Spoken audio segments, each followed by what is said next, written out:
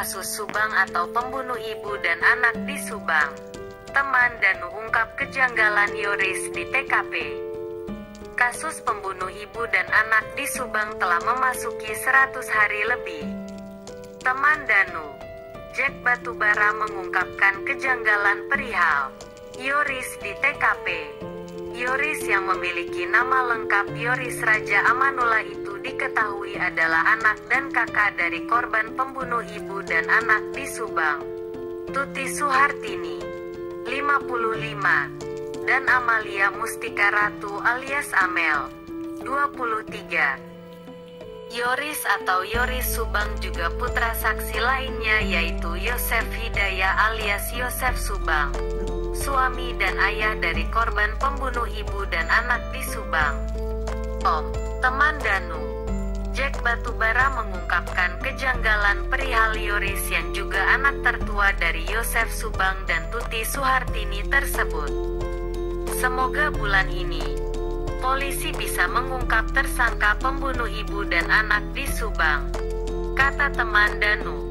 Jack Batubara dilansir desjabar.com dari kanal YouTube Subang Hijau. Jack, dengan judul "Kejanggalan YOR 15 di TKP", yang diunggah pada tanggal 19 Maret tahun 2022. Saya akan bahas 3 saksi yang menjadi buah bibir dalam kasus pembunuh ibu dan anak di Subang ini, kata Jack.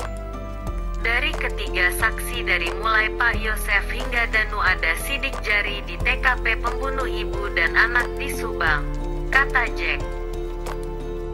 Terlebih menurut PH Pak Yosef, sidik jari itu wajar karena setiap hari karena keluar masuk TKP pembunuh ibu dan anak di Subang, tambah Jack.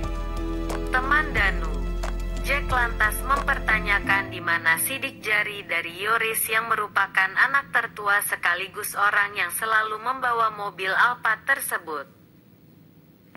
Sidik jari Yoris tidak ditemukan di sana dan ini menjadi pertanyaan terlebih di kolom komentar saya, kata Jack.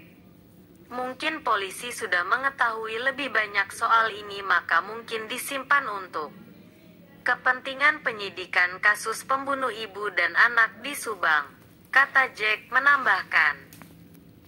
Sebelumnya Yoris dan Danu sempat satu kubu dalam kasus pembunuh ibu dan anak di Subang sebelum akhirnya pindah ke kubu Yosef Subang. Kejadian pembunuhan Subang terjadi pada tanggal 18 Agustus tahun 2021.